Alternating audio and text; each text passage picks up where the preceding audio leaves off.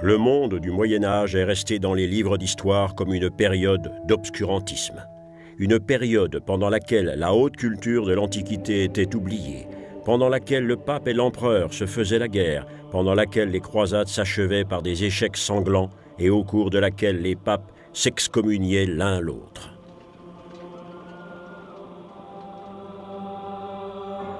Et pourtant, au cours de cette période, transparaissait une pensée rayonnante, une pensée pour laquelle tout était ordonné, selon l'ordre divin. Ce concept allait être gravé dans la pierre, dans un puissant acte de foi. Ce seraient les cathédrales.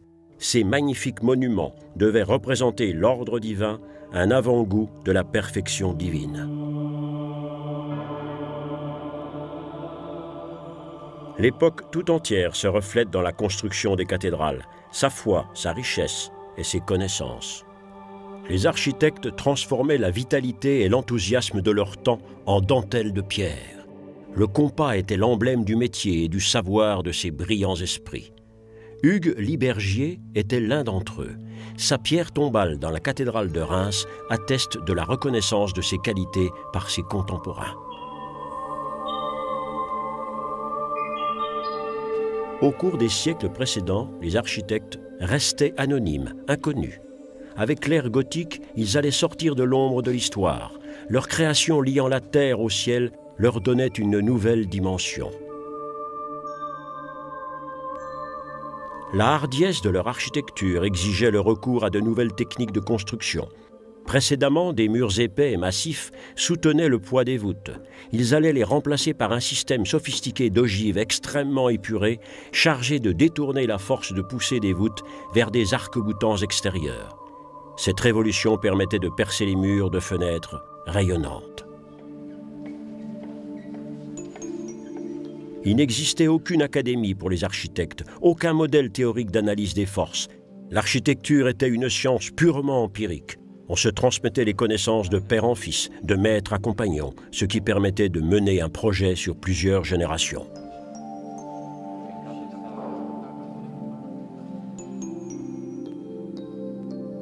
Leur conception était tellement ambitieuse que les cathédrales gothiques sont des chantiers éternels. Certains maîtres architectes du Moyen-Âge nous ont heureusement laissé quelques ouvrages permettant de mieux appréhender l'avancement de leurs connaissances. Un de ces ouvrages majeurs est celui de Villard de Honnecourt, un des plus brillants architectes du début du XIIIe siècle. La cathédrale de Laon représente certainement le condensé de son art, en particulier dans la conception des beffrois, hauts de 40 mètres et ornés de bœufs en pierre. La rosace, une interaction de pierre et de lumière.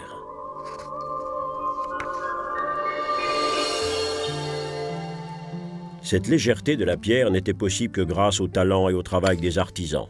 Armé de son marteau et de ses burins, le tailleur de pierre pouvait fournir aux maçons des pierres finement ouvrées en délicats filigranes. Les maîtres verriers coupaient et peignaient les éléments des vitraux. Des compagnons venaient de l'Europe entière travailler sur les chantiers, architectes flamands, tailleurs de pierre lombards, souffleurs de verre du sud de l'Allemagne, charpentiers bourguignons. Ces chantiers attiraient les talents de toute la chrétienté occidentale.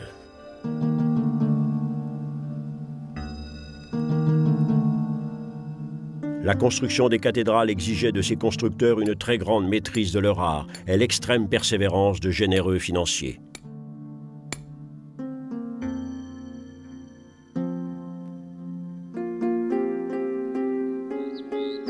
Ce qui veut dire que tout le monde n'était pas favorable à ces gigantesques projets. Les impôts et les charges perçues pour financer la construction des cathédrales soulevaient parfois de vives protestations parmi les citoyens. L'évêque, qui régnait en prince sur la ville de Laon et sa région, allait en faire la rude expérience. En l'an 1112, la contestation se faisait jour contre l'évêque qui contrôlait les prix, levait les impôts et édictait sa loi. Et maintenant, il voulait plus d'argent pour construire sa cathédrale. La fureur des citoyens se retournait contre l'action arbitraire de ce dignitaire d'église. L'évêque ayant fait arrêter le chef de la révolte, la situation explosait. La foule, exaspérée, faisait irruption dans le palais épiscopal.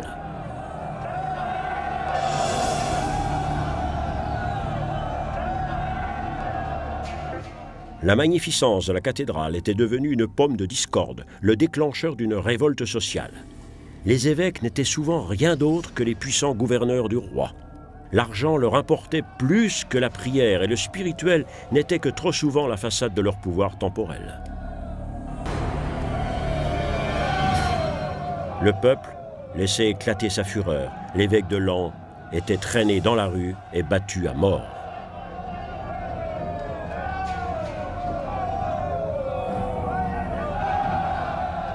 Il était la victime expiatoire de ses propres intrigues. Aux yeux de nombre de ses contemporains, l'Église s'était fort éloignée de son idéal d'origine. Elle avait depuis longtemps fait cause commune avec les pouvoirs temporels en échange des trésors terrestres. Les monstrueuses sommes d'argent nécessaires à la construction des cathédrales contrastaient grandement avec l'idéal biblique. L'Église était devenue une puissance économique. Mais ce comportement n'était que l'un des aspects de son action. L'idéal chrétien d'humilité et de pauvreté s'épanouissait en d'autres lieux.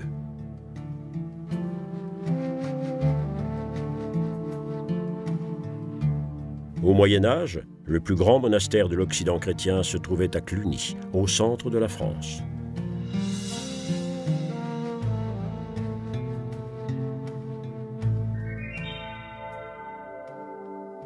Selon les textes, ces bâtiments allaient pendant certaines périodes abriter jusqu'à 17 000 personnes. Le monastère de Cluny était le point de départ d'un des plus grands mouvements de renouveau de l'Église. Ce mouvement, construit autour de la règle monastique édictée par Benoît de Nursia, environ 5 siècles auparavant, prônait le strict respect de l'idéal de pauvreté et de piété. Les murs de ce lieu de renouveau résonnaient de processions sans fin. Jour et nuit se succédaient prières, méditations et services religieux. Cluny était le centre spirituel de son temps.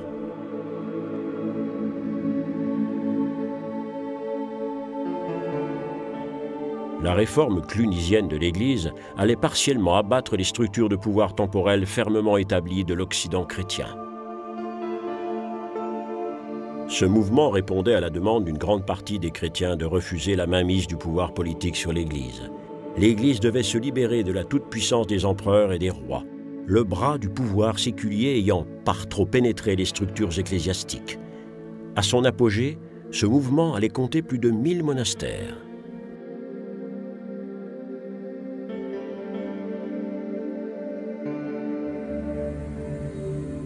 Dans ce contexte, l'investiture des évêques et des abbés était aux mains du pouvoir royal depuis quelques siècles.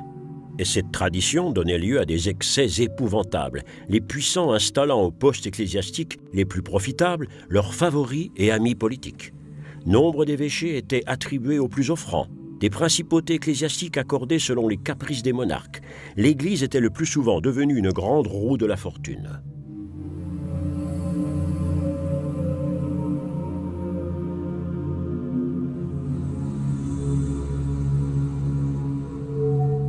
Le problème de l'influence résultant de la réunion dans une même main du pouvoir spirituel et de l'argent n'était pas nouveau. Les Actes des Apôtres dans le Nouveau Testament dénonçaient déjà de telles pratiques. On y trouve le cas d'un certain Simon qui aurait voulu acheter à Saint Pierre le pouvoir de conférer les dons du Saint-Esprit. Depuis lors, la vente des charges d'Église est appelée simonie. La décrépitude de la moralité ecclésiastique a été illustrée avec un grand amour du détail dans les stalles du chœur de la cathédrale de Cologne. Ces caricatures du XIIIe siècle dénoncent les orgies dans les cloîtres, les liaisons amoureuses entre nonnes et moines, les fêtes lubriques mêlant ostentation, musique et danse. Ces figures reflètent de manière sarcastique les comportements de l'époque. Le comportement simoniaque, le commerce des charges ecclésiastiques, était dangereux pour la crédibilité de l'Église. Était-ce donc le devoir des évêques de s'occuper des questions temporelles? Qui était détenteur de l'autorité suprême sur la terre, le pape ou l'empereur? Cette controverse allait agiter tout le Moyen-Âge. Des milliers de documents précieux sont entreposés dans la bibliothèque Vaticane à Rome. Dans ces archives se trouve la bulle papale de mars 1075, grâce à laquelle Grégoire VII cherchait à mettre un terme à cette vieille querelle.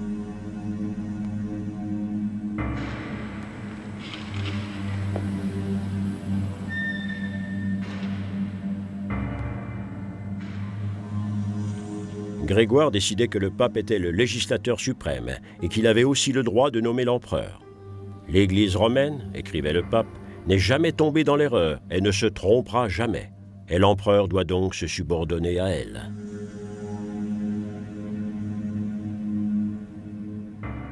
Pour l'empereur allemand, Henri IV, ce papier était une véritable provocation. Il rejetait sans compromis les demandes de Grégoire. De plus, il exigeait l'abdication du pape.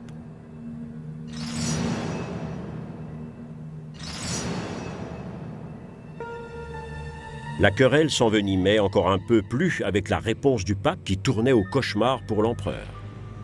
Pour l'honneur et la protection de la Sainte Église romaine, au nom de Dieu Tout-Puissant, j'abolis le pouvoir de l'empereur Henri sur la totalité du royaume d'Italie et d'Allemagne. Je libère tous les chrétiens du serment d'allégeance qu'ils lui ont fait. J'interdis à quiconque de continuer à le servir comme le roi.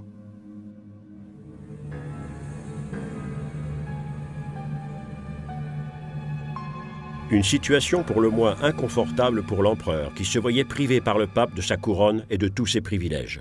Le royal personnage allait-il devoir revêtir les vêtements du pénitent? Qui servirait un roi que le pape avait maudit? Soudainement, le roi devait faire face à une solide opposition dans son propre pays.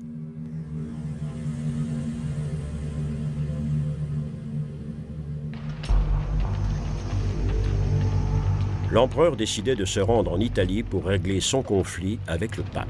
Cette expédition allait passer à la postérité comme l'image du pouvoir temporel obligé de ramper jusqu'à la croix. Mais qu'en est-il vraiment de cette rencontre entre le roi et le pape? Henri a été très honorablement accueilli par ses partisans en Italie et une grande armée s'est rassemblée autour de lui. Tous voulaient déposer ce pape au nid. En apprenant l'arrivée de l'empereur en Italie, le pape s'est retiré au château de Canossa.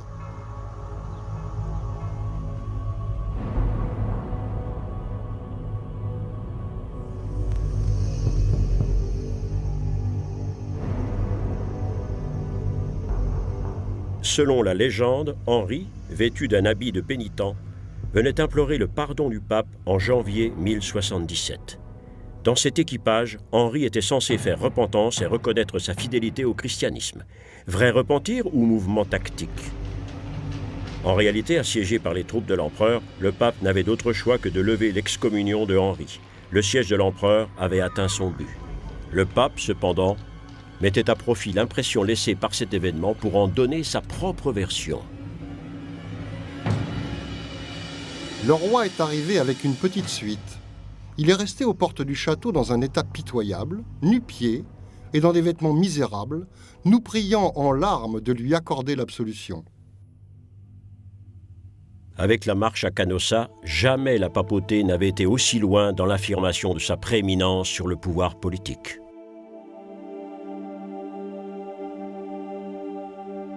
La cathédrale gothique devenait le symbole d'une ère dans laquelle l'Église commençait à pénétrer chaque aspect de la vie.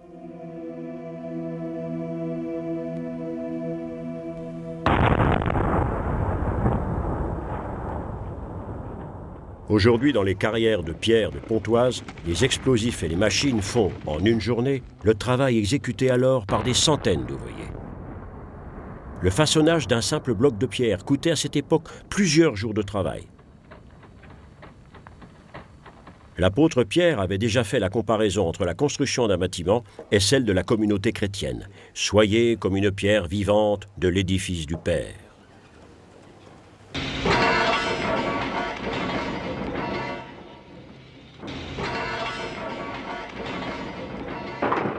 Le Moyen-Âge tenait le travail artisanal en haute estime.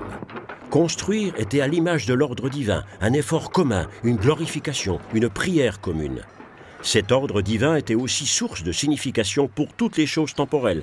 Juste salaire pour la besogne et le sacrifice, position de l'individu dans la structure sociale, la justification de l'existence de l'individu dans le tout. Tout être et toute chose occupait une position prédestinée, projetée et ordonnée par la raison, comme le cosmos dans son entier. La cathédrale gothique était à l'image de la création divine.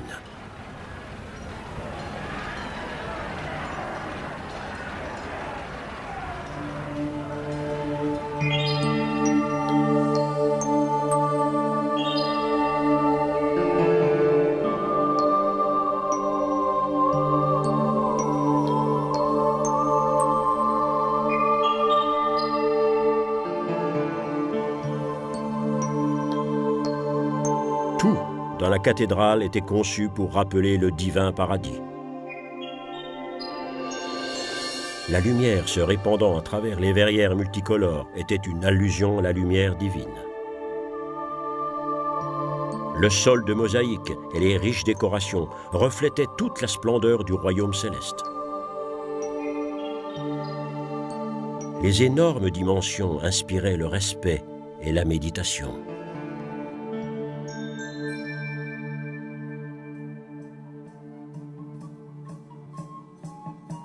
La ferveur religieuse stimulait les créateurs de ces constructions. Les conceptions devenaient de plus en plus audacieuses. Plus de 100 cathédrales étaient mises en chantier entre le XIIe et le XIIIe siècle. Et il n'était pas rare que ces hardies conceptions s'effondrent au beau milieu de leur construction. Ce serait le cas du chœur et de la tour de la cathédrale de Beauvais, prévue pour être la plus haute cathédrale de toute la chrétienté. Aujourd'hui, seul le chœur reconstruit de la cathédrale est préservé. Mais il nous donne une idée de l'ambition illimitée de ses constructeurs. La finesse des piliers, la hauteur de la voûte, la transparence des murs percés de vitraux à des centaines d'endroits. La cathédrale de Beauvais est tout à la fois un chef-d'œuvre et le symbole d'un échec.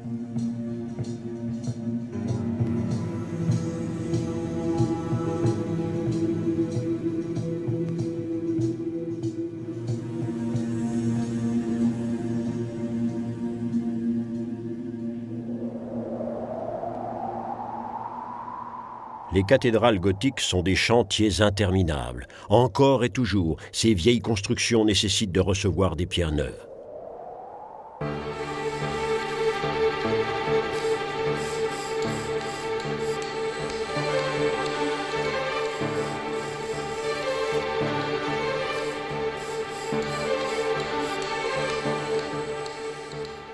Des remplages érodés doivent être échangés, des blocs de façade remplacés. Les cathédrales médiévales sont à la charge du présent.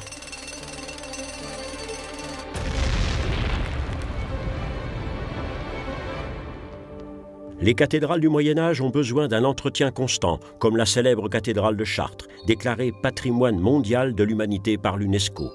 La cabane de chantier est sa plus fidèle compagne depuis 900 ans, sans interruption.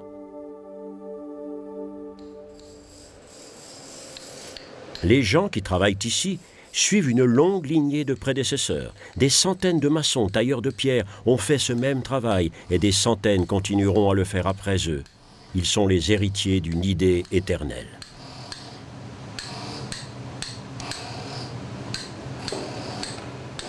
On conserve avec soin les plus anciennes traditions.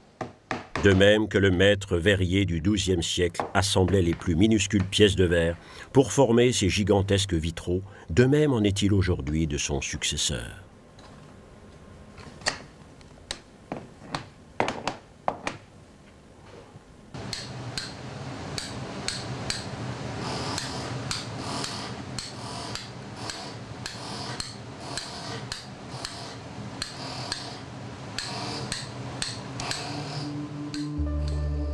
Les constructeurs du Moyen-Âge savaient que leur cathédrale serait l'œuvre de plusieurs générations et que la poursuite du travail serait toujours en danger. Les risques financiers étaient énormes, les tensions physiques colossales et la vie et les membres toujours à la merci d'un accident.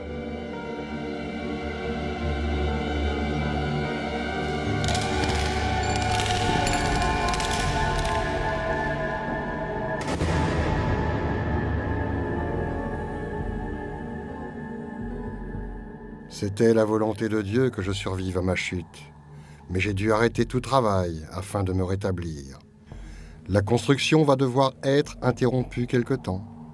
La cabane de chantier fermée, la puissante entreprise était condamnée à l'arrêt. La cathédrale était le plus grand défi du Moyen-Âge.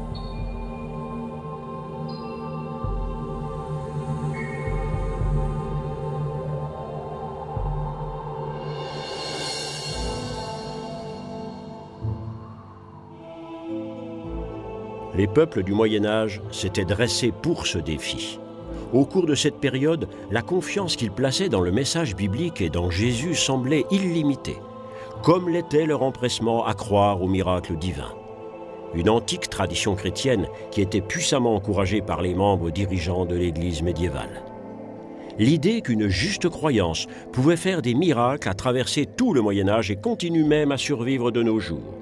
La foi chrétienne tient son pouvoir de cette confiance qui l'a parfois poussé à faire des erreurs. Les trop nombreuses guerres menées au nom de la religion attestent du fait que la foi peut rendre les gens aveugles. De même qu'il est tout aussi certain que la foi a aidé d'innombrables individus à surmonter les difficultés de la vie.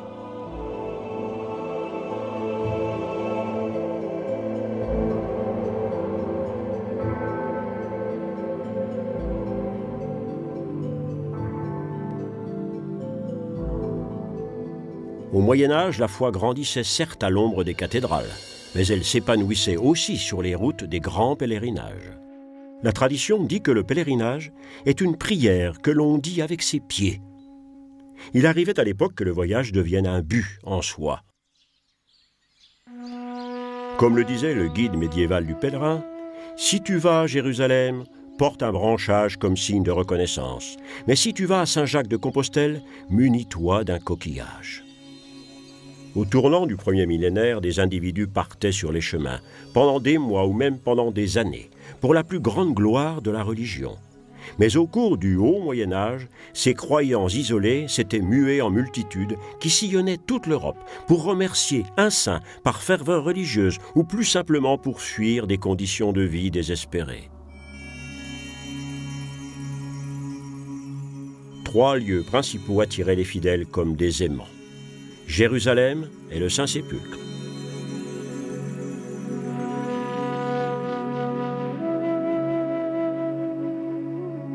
Rome, l'antique capitale où étaient morts les apôtres Pierre et Paul. Et enfin, à l'extrémité ouest du continent européen, Saint-Jacques-de-Compostelle. Saint-Jacques-de-Compostelle, petit village planté à la lisière de la région montagneuse de Galice. Selon la légende, l'apôtre en Espagne, Jacques l'Aîné, fut solennellement enterré ici par ses disciples. Au Moyen-Âge, ce lieu devenait la destination d'innombrables cohortes de pèlerins. Aujourd'hui, des centaines de milliers de personnes y viennent encore en pèlerinage chaque année. Le corps de Saint Jacques, que l'on dit être mort en martyr en l'an 44 à Jérusalem, se trouve au-dessous de l'autel. Les fidèles viennent ici chercher la guérison au contact des reliques ou de la statue de l'apôtre. Au Xe siècle, cet antique centre d'attraction du christianisme allait être le témoin d'une confrontation sanglante qui allait perturber le Moyen-Âge pour longtemps.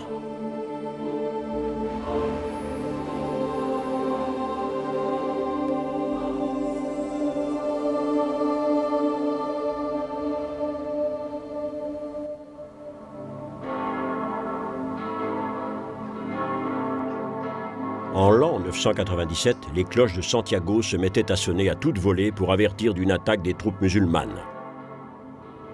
Mais il était trop tard. Les soldats du calife avaient déjà pénétré dans la ville.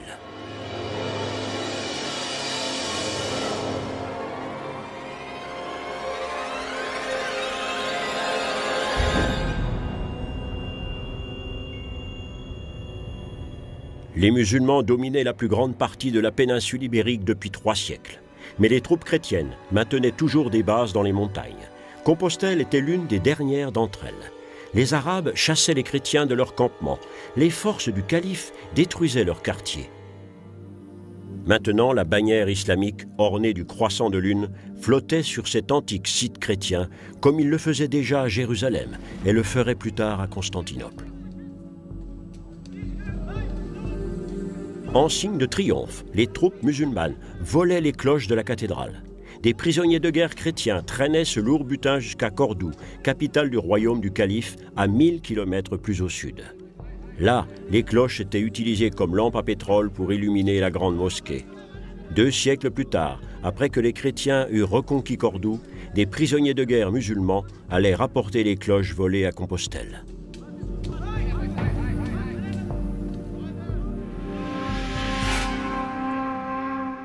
Les musulmans avaient envahi une grande partie de la péninsule ibérique au 8e siècle. Les derniers n'en partiraient que 7 siècles plus tard.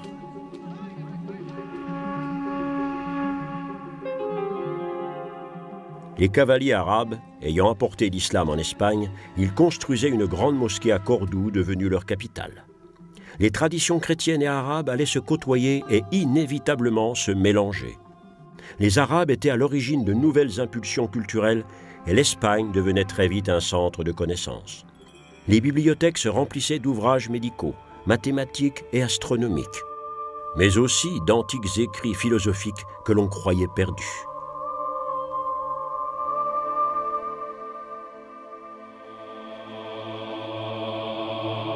Les écrits étaient traduits en utilisant un processus un peu spécial de traduction simultanée. Généralement, un juif lisait les textes arabes à haute voix. Un espagnol qui parlait arabe traduisait les textes directement dans sa langue maternelle. Un savant latiniste ayant lui-même connaissance de la langue espagnole le traduisait simultanément en latin à l'intention d'un scribe qui le transcrivait au fur et à mesure. Un parfait exemple de collaboration culturelle.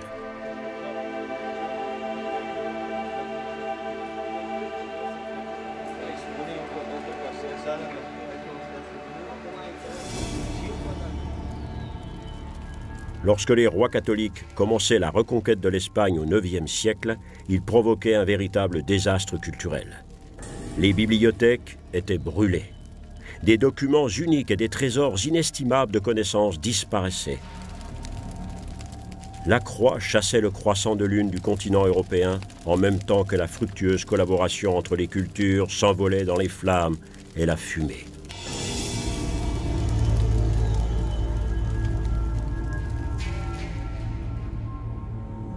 Le conflit avec l'islam allait dominer tout le cours du monde médiéval. Cordoue n'était pas la seule place qui allait rester aux mains des musulmans pendant 500 ans. C'était également le cas du plus saint de tous les sites chrétiens, le Saint-Sépulcre à Jérusalem.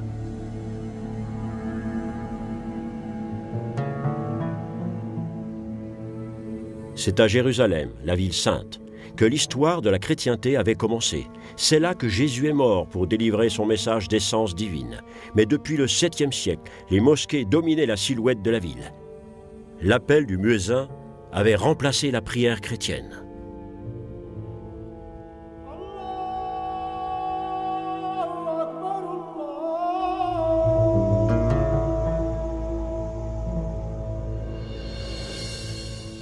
En 1095, le pape appelait les peuples à libérer la ville sainte. Les forces franques et normandes mettaient 3 ans pour atteindre Jérusalem. L'expédition tant glorifiée devenait une descente en enfer et le pieux voyage en Terre Sainte un long massacre.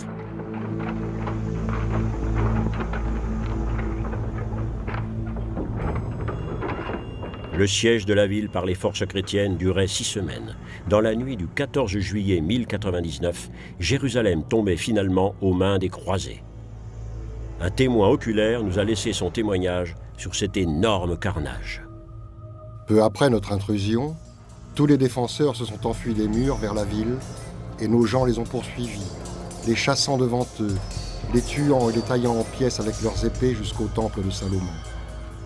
Le massacre était tel que nos gens pataugeaient dans le sang jusqu'aux chevilles. Suite à quoi, les croisés ont envahi la ville, pillant toutes les maisons qui débordaient de richesses. Le jour suivant, nos gens sont montés sur le toit du temple, ont attaqué les Sarrasins, hommes et femmes, ont tiré leurs épées et les ont décapités. La ville entière était remplie de cadavres.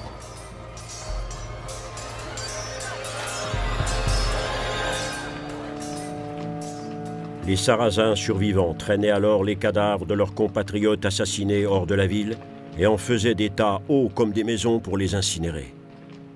Quelles étaient les raisons d'un tel carnage?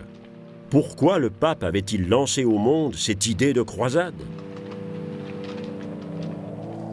Le 27 novembre 1095, en marge du synode de Clermont, le pape Urbain II proclamait la croisade pour libérer la Terre Sainte.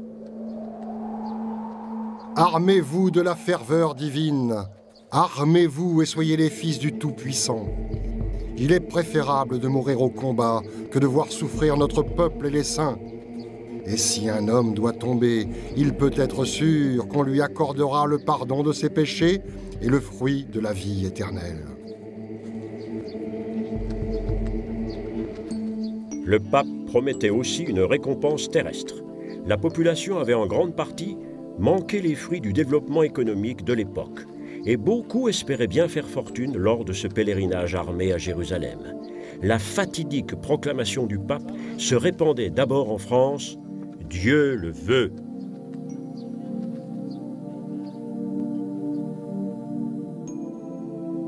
La propagande prenait alors le relais en propageant d'horribles histoires sur la Jérusalem islamique.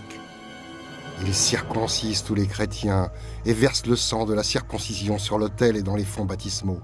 Ils s'amusent à éventrer leurs ennemis.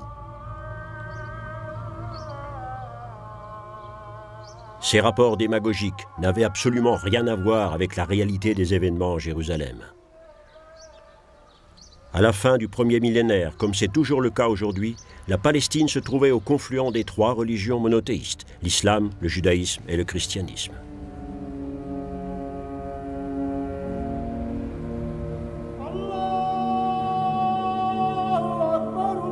L'appel du muezzin résonnait sur le mont du Temple. « Allahu Akbar » Dieu est grand.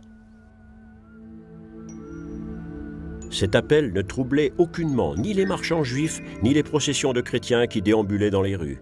Il existait aussi nombre de minorités religieuses, de croyants venus du monde entier vers ce chaudron religieux qu'était Jérusalem.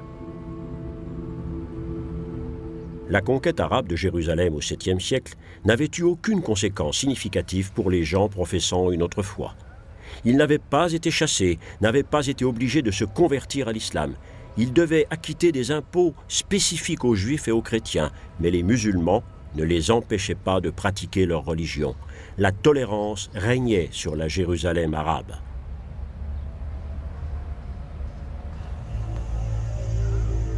Mais la domination musulmane sur les lieux saints était une épine insupportable au flanc de l'Occident chrétien. Les chrétiens d'Occident allaient être pratiquement intoxiqués par l'idée des croisades.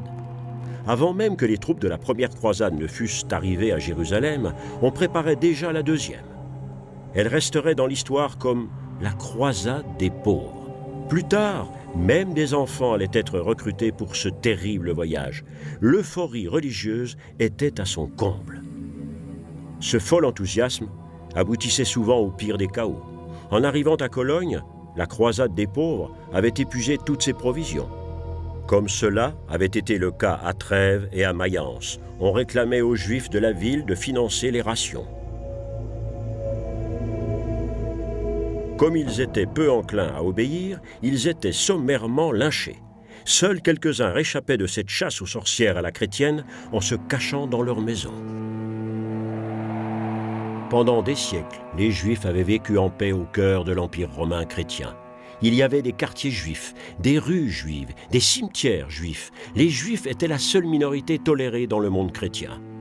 Ils bénéficiaient même de la protection personnelle de l'empereur. Mais ce qui était garanti sur papier allait se révéler de bien peu de valeur en face d'une telle situation. Quand tout va mal, les Juifs deviennent les boucs émissaires. Dans les villes sur le Rhin, des milliers d'entre eux étaient abattus. Les évêques auraient pu les protéger, mais devant ces foules haineuses et fanatiques, ils les abandonnaient à leur sort. Les pogroms juifs devenaient une des conséquences des croisades.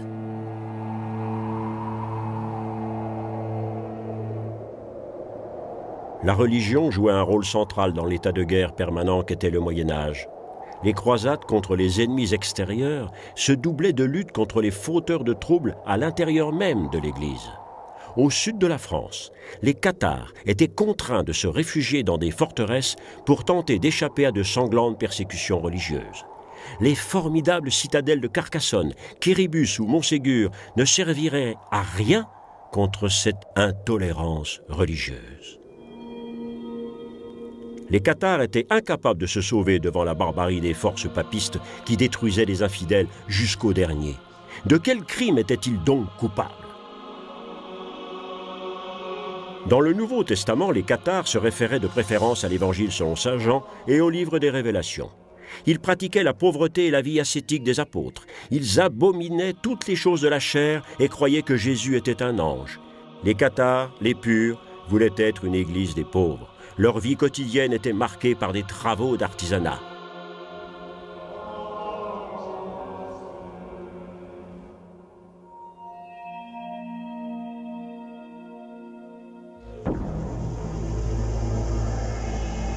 La persécution de l'Église romaine menée par Simon de Beaufort au nom du roi de France allait être impitoyable. Au cours de l'horrible guerre des Albigeois au commencement du XIIIe siècle, des dizaines de milliers de personnes étaient assassinées. L'Inquisition devenait la règle et la torture sa pratique courante.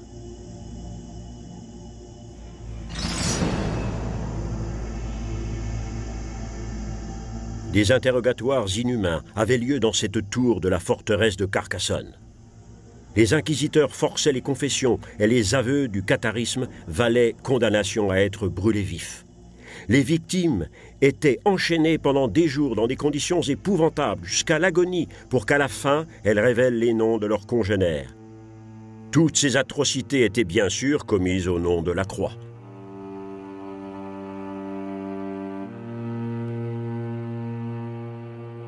Voulu comme le symbole d'assujettissement de toute une province, le pape Innocent III lançait la construction de la cathédrale de Narbonne. La population avait été presque annihilée. Il faudrait des siècles pour que la culture occitane française se remette. Les châteaux cathédrales étaient rasés les uns après les autres. Montségur, dernier bastion du soulèvement, était détruit en 1244. La puissante Église romaine avait préservé son unité grâce à l'efficace collaboration du pouvoir temporel. En Orient, l'Église romaine semblait également avoir triomphé. Les croisés avaient été capables d'installer des principautés chrétiennes à Antioche, Tripoli et la Jérusalem islamique étaient transformées en royaumes chrétiens. Mais ce succès allait être de courte durée. La résistance arabe s'était organisée et les succès militaires au quotidien ne pouvaient pas se perpétuer très longtemps aussi loin de ses bases occidentales. L'année qui voyait la défaite définitive des Cathares était également celle qui voyait le triomphe des armées musulmanes. 150 ans après la conquête chrétienne, ils reprenaient Jérusalem. 50 ans plus tard, Saint-Jean d'Acre, le dernier bastion des croisés en Palestine, tombait à son tour.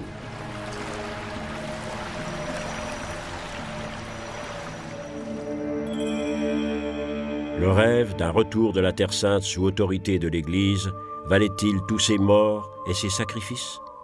Ce rêve n'était-il pas, après tout, que l'expression d'une folie religieuse qui avait dominé toute la période du Moyen-Âge? Aujourd'hui, les silhouettes des cathédrales se dressent fièrement au-dessus des villes de l'Europe catholique. Elles sont les impressionnants symboles de la force artistique de la foi et de l'outrecuidante influence de l'Église. Mais elles sont aussi un signe d'avertissement envers une foi si présomptueuse qu'elle désirait atteindre le ciel.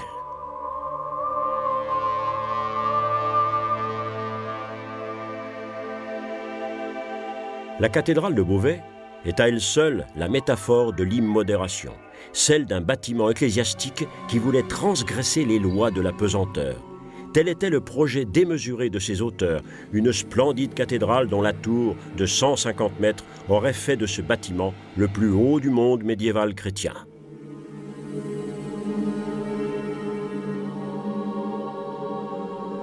Mais ce que l'architecte avait calculé et que des centaines d'ouvriers avaient érigé ne devait durer que quelques semaines. Construite pour l'éternité, cette cathédrale devenait le symbole de la précarité terrestre.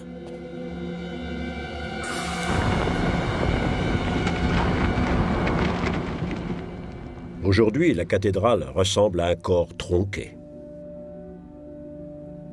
À la fin du Moyen-Âge, les peuples commençaient à réaliser que les bâtiments ecclésiastiques n'étaient pas les seuls à se dégrader. L'Église, bien qu'institutionnellement puissante, ne l'était plus autant dans le cœur des masses.